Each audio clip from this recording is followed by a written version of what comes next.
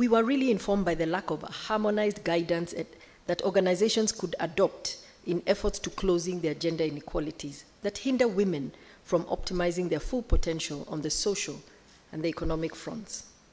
In 2020, KEPSA conducted a rapid gender assessment and revealed that the existence of gender gaps in the private sector needs to be addressed.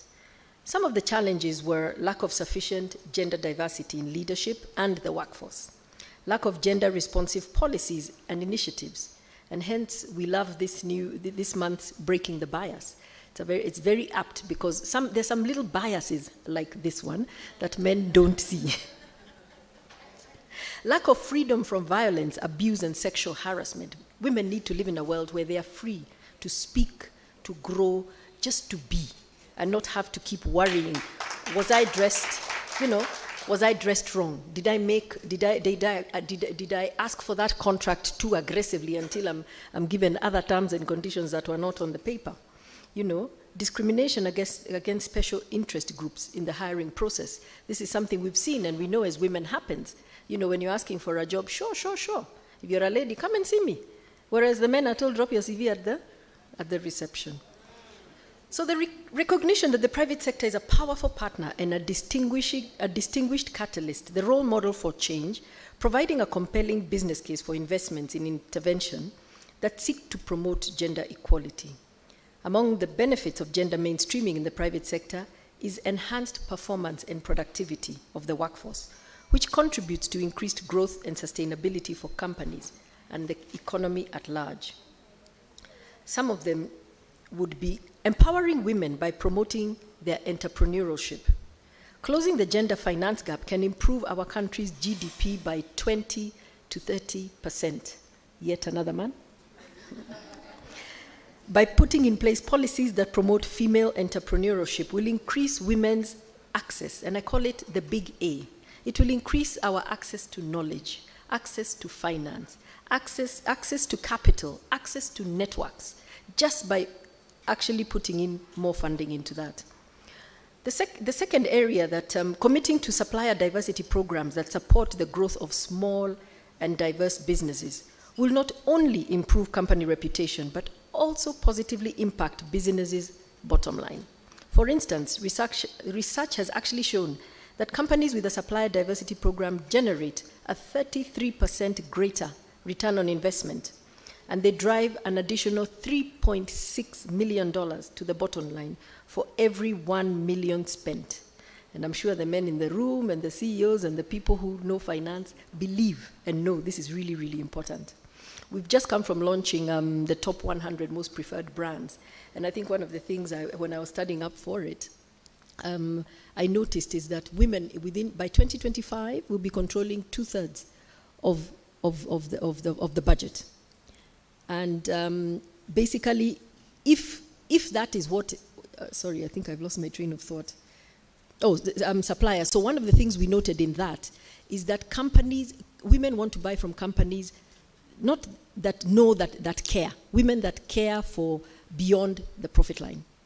And who are those? Those are women, So embracing the role of private sector in the elimination of gender-based violence, and interesting statistics here, the economic impact of GBV on the GDP has been documented as 1.2 to 2% of GDP cost of lost productivity. So when these women are harassed, beaten, we lose 1 to 2% of our GDP. Supporting breastfeeding in the workplace, another very interesting statistic. It is worth noting that for every dollar invested in breastfeeding interventions, an estimated $35 in economic gains while breastfeeding is actually gained.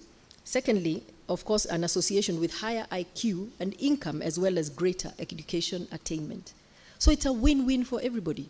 You support the woman, you support the house, you support the economy. Bridging the gender pay gap, this has resulted in a lifetime of income inequality between men and women, with women retiring into poverty.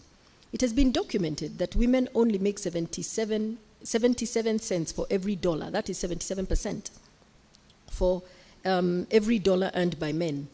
Companies can reverse this by adopting policies that ensure that workers' contributions are valued and compensated regardless of gender. You know, sometimes people say, but the women just don't speak up. But sometimes I always ask, do you give them an opportunity to speak up?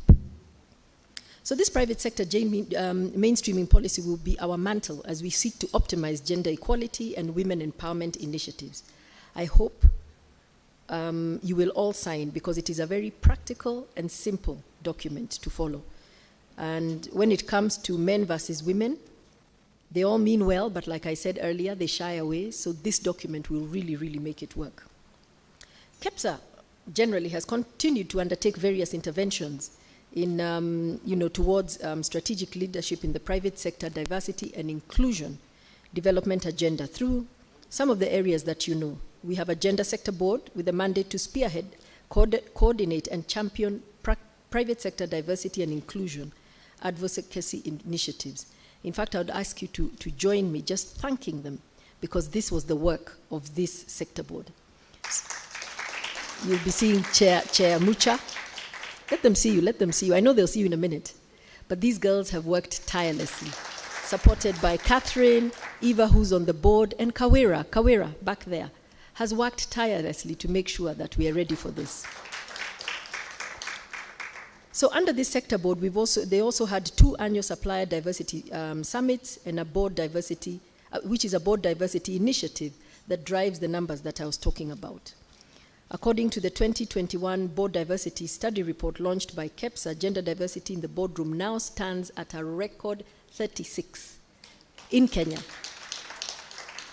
which is significant progress from 2017, when we were only at 21%.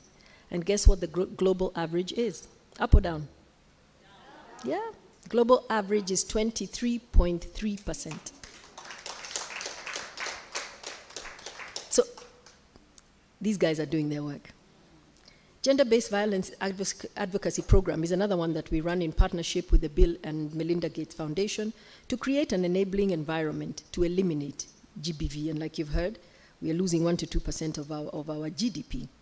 Better Business Practices for Children initiative in partnership with UNICEF that aims to promote and improve maternal, infant, and youth child nutrition practices.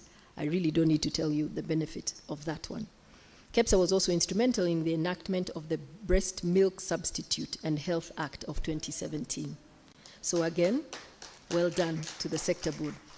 So these interventions, among others, demonstrate that KEPSA remains committed to advancing and championing gender equality and women empowerment in the private sector.